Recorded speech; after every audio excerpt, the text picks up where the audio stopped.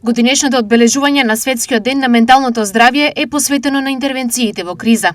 Професор доктор Антони Новотни порача дека во време на отуѓеност треба да се вратиме кон заедништвото, семејството, локалната заедница и професионалците мора да бидат достапни. Во време на отуѓено живење во светот и отуѓено живење секаде, веројатно треба да се вратиме на основниот постулат и особено кога зборуваме за криза, општествена криза, какви што ни се случуваат и тука нам, да се вратиме на основниот постулат на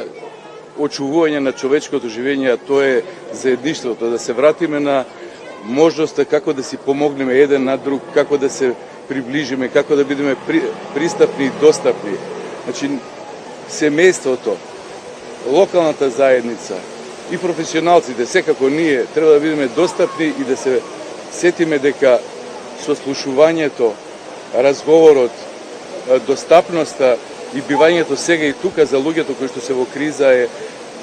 лечевен фактор и фактор кој што може да допринесе за надминување на кризата. Од оваа година Фондот за здравствено осигурување воведе скрининг за депресија кај младите преку матичните лекари.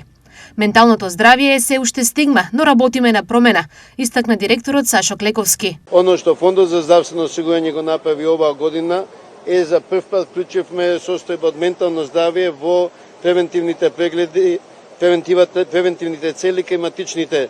доктори, значи вклучено е рано откривање на депресија кај млади до 35 години како превентивна цел и матичните лекари сите низ целата земја ќе имаат задача да